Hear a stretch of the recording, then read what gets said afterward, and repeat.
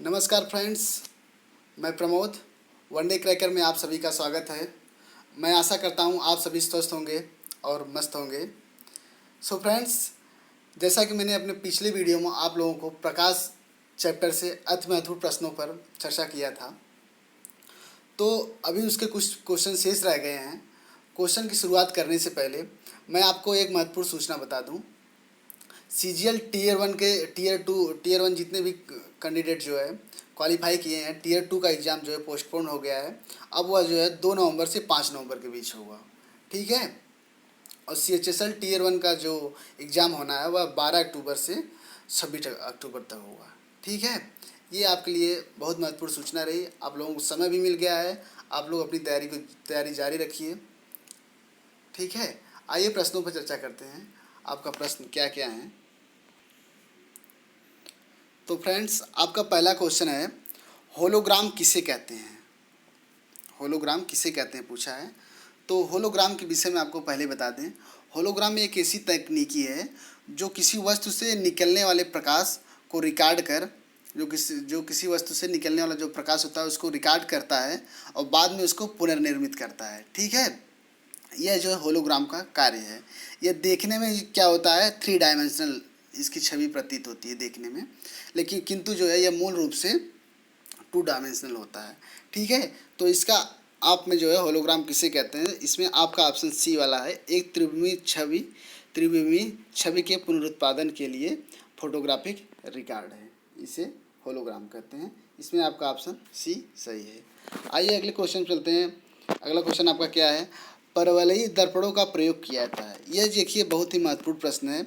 ये आपके एसएससी 2011 में, 2013 में, 2014 में, 15 में, यह 2-3 साल लगातार पूछा गया है। जबकि ये जो है आपके यूपी ट्रिपल एससी अधीनस्थ सेवाओं में भी कई भी पूछा गया है। आपके जैसे जूनियर असिस्टेंट और हाई कोर्ट का एग्जाम होगा उसमें पूछा गया है।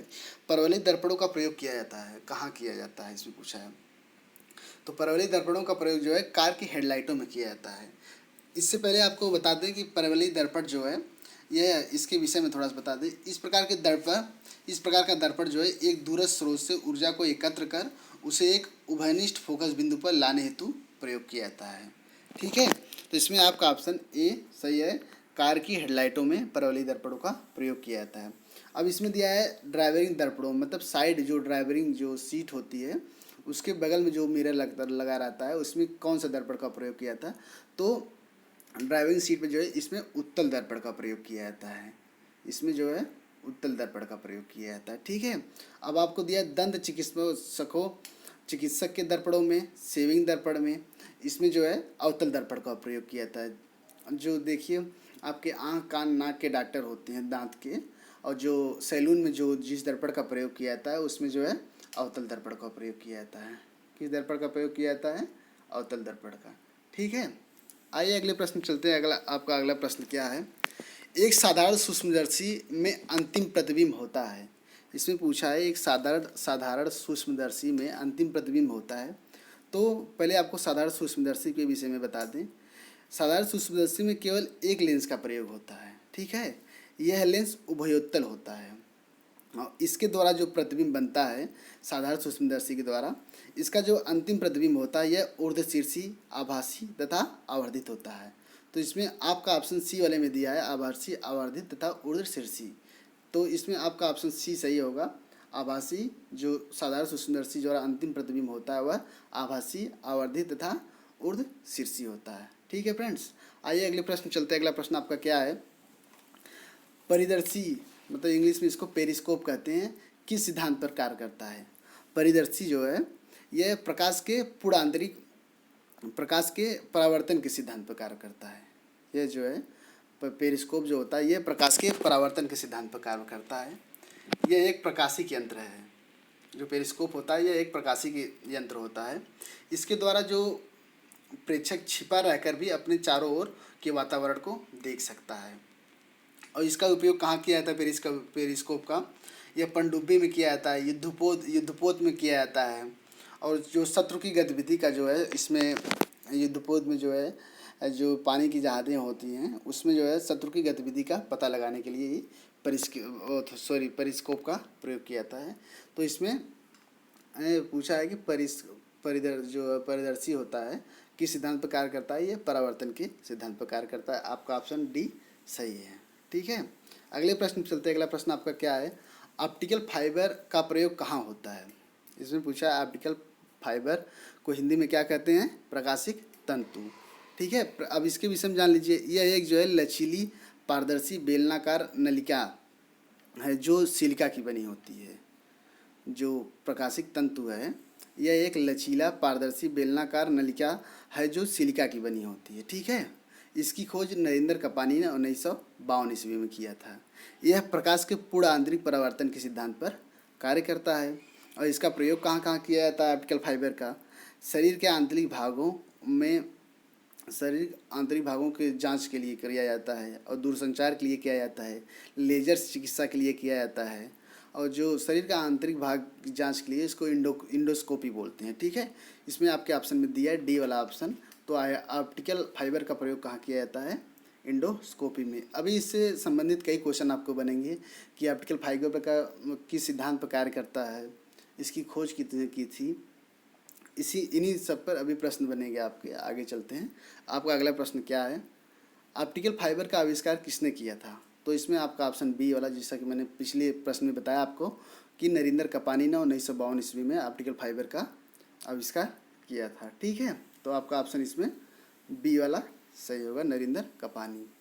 अगले प्रश्न चलते हैं। अगला प्रश्न आपका क्या है, प्रकाशिक तंतु का प्रयोग निम्नलिखित में से किसके लिए किया जाता है। तो आपको जैसा कि मैंने बताया था इंडोस्कोपी के लिए, दूरसंचार के लिए और लेजर चिकित्सा के लिए। तो इसमें आपका ऑप्शन डी सही होगा, संचार सेवा के लिए। ठीक है, अगले प्रश्न चलते हैं। अगला प्रश्न आपका क्या है, फाइबर ऑप्टिक्स किस सिद्धांत पर कार्य करता है, काम करते हैं, यही ना बताया। फाइबर ऑप्टिक्स जो है पूर्ण आंतरिक परावर्तन के सिद्धांत पर कार्य करते हैं। तो आपका ऑप्शन सी सही होगा। अगला प्रश्न आपका क्या है, अगला प्रश्न चलते हैं। अंतरिक्ष यात्री को आकाश दिखाई देता है, यह बहुत ही महत्वपूर्ण प्रश्न है और बहुत इम्पॉर्टेंट भी है। ये कई परीक्षाओं में आपको पूछा गया है। तो अंतरिक्ष यात्री को आकाश दिखाई देता है। अंतरिक्ष यात्रा जो जिस समय जो है अंतरिक्ष यात्री अंतरिक्ष में यात्रा करता है तो उस समय जो है वहाँ वायुमंडल की अनुपस्थिति रहती है। ठीक है, वायुमंडल की अनुपस्थिति रहती है, इस कारण जो है अंतरिक्ष वहाँ पर आपको काला दिखाई देता है। इसमें आपका ऑप्शन डी सही है। और इसमें बहुत सारे जो है कन्फ्यूजन रहते हैं, लोग गलत करके चले जाते हैं। नीला का मतलब ज़्यादातर लोग जो है गहरा नीला ही लगाते हैं। इसमें इसका रीज़न आपको बता दें कि जो सूर्य से आने वाला प्रकाश अनेक रंगों से बना होता है। सूर्य से जो प्रकाश आता है वह अनेक रंगों से बना होता है, और इसमें 7 रंग को जो है हमारी आँखें आसानी से देख सकती हैं। और 7 रंग कौन कौन से हैं, बैगनी, आसमानी, नीला, हरा, पीला, नारंगी और लाल। ठीक है, और इसमें बैगनी रंग का जो तरंग दैर्ध्य है वह सबसे कम होता है और लाल रंग का तरंग दैर्ध्य सबसे अधिक होता है। ठीक है, और सूर्य के प्रकाश का जो लाल अंश होता है, सूर्य के प्रकाश का लाल अंश जो है बिना प्रकीर्णित हुए पृथ्वी पर पहुंच जाता है, परंतु नीला जो है हवा में मौजूद गैस अणुओं, धूल कणों आदि से प्रकीर्णित हो जाता है और बहुत देर तक हवा में बना रहता है। इस कारण जो है हमें मतलब वहाँ पृथ्वी से हमें जो है आकाश देखने पर नीला प्रतीत होता है। ठीक है, ये कन्फ्यूजन आपको क्लियर हो गया होगा कि जो है अगर हम पृथ्वी से देखेंगे तो आकाश हमें नीला दिखाई देगा, जिस समय हम अंतरिक्ष में यात्रा कर रहे हैं तो उस समय अंतरिक्ष जो है हमें काला दिखाई देता है। ठीक है, तो इसमें आपका ऑप्शन डी सही है कि अंतरिक्ष यात्री को आकाश दिखाई देता है काला। ठीक फ्रेंड्स, अगले प्रश्न चलते हैं। अगला प्रश्न आपका क्या है, आकाश किस कारण से नीला होता है। इसमें पूछा है आकाश किस कारण से नीला होता है।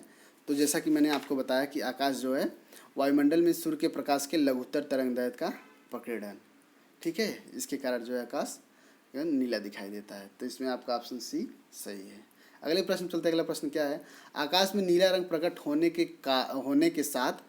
होने के साथ संबंधित प्रकाश की परिघटना है। तो प्रकाश ये कौन सी परिघटना है, स्कैटरिंग मतलब प्रकीर्णन की घटना है। तो इसमें आपका ऑप्शन डी सही होगा, जैसा कि मैंने आपको पिछले क्वेश्चन में इसके विषय में बताया था विस्तार से।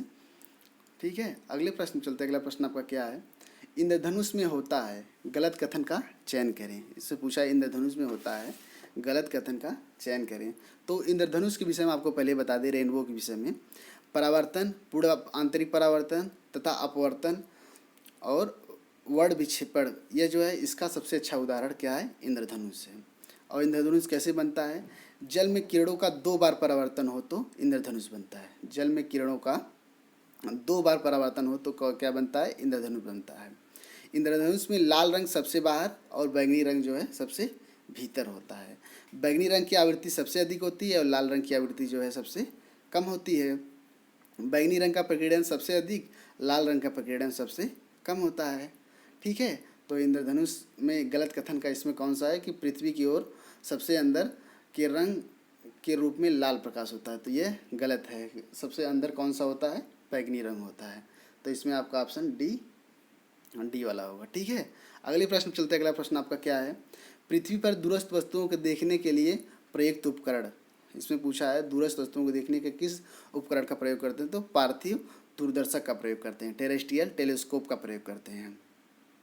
इसमें होता यह है कि इस प्रकार के दूरदर्शियों में वस्तु का सीधा प्रतिबिंब उत्पन्न करने के लिए एक अतिरिक्त उत्तल लेंस या प्रिज्म का प्रयोग करते हैं। ठीक है, तो इसमें आपका ऑप्शन ए सही होगा, पार्थिव दूरदर्शक, टेरेस्ट्रियल टेलीस्कोप। ठीक है फ्रेंड्स, अगले प्रश्न चलते हैं। अगला प्रश्न आपका क्या है, श्वेत प्रकाश को भिन्न भिन्न रंगों में विभाजित करने के लिए निम्नलिखित में से किसका प्रयोग किया जाता है। तो जैसा कि मैंने अपने पिछले वीडियो में और इसमें भी बताया था कि जब श्वेत प्रकाश को किसी प्रिज्म से गुजारते हैं तो वह 7 रंगों में प्रकीर्णित होती है। तो इसमें आपका ऑप्शन डी होगा, श्वेत प्रकाश को भिन्न भिन्न रंगों में विभाजित करने के लिए प्रिज्म का प्रयोग किया जाता है। इसमें आपका ऑप्शन डी सही है। अब प्रिज्म के विषय में बता दें आपको, प्रिज्म एक जो है पारदर्शी प्रकाशिक वस्तु है। ठीक है, जिसकी समतल परिष्कृत सतह प्रकाश का अपवर्तन करती है। ठीक फ्रेंड्स, अगले प्रश्न चलते। अगला प्रश्न आपका क्या है, प्रकाश के परिक्षेपण का अध्ययन करने के लिए निम्नलिखित में से किस उपकरण का प्रयोग करते हैं। प्रकाश के परिक्षेपण का अध्ययन करने के लिए किस उपकरण का प्रयोग करते हैं। सबसे पहले तो आपको परिक्षेपण बता दें, परिक्षेपण क्या होता है, डिस्पर्सन ऑफ लाइट। ठीक है, श्वेत या पॉलीक्रोमैटिक प्रकाश के किसी माध्यम जैसे प्रिज्म के द्वारा उसके घटक रंगों में विभक्त होने की घटना प्रकाश का परिक्षेपण कहलाती है। ठीक है, प्रकृति में जो है प्रकाश के परिक्षेपण का सबसे सर्वश्रेष्ठ उदाहरण हम क्या कह सकते हैं, इंद्रधनुष का बनना। ठीक है, प्रकाश के परिक्षेपण के फलस्वरूप उत्पन्न रंगों के स्पेक्ट्रम का अध्ययन जो है स्पेक्ट्रोमीटर नामक यंत्र द्वारा किया जाता है। तो इसमें प्रकाश के परिक्षेपण का अध्ययन जो है स्पेक्ट्रोमीटर नामक यंत्र उपकरण द्वारा इसका प्रयोग किया जाता है। इसमें आपका ऑप्शन सी वाला सही होगा।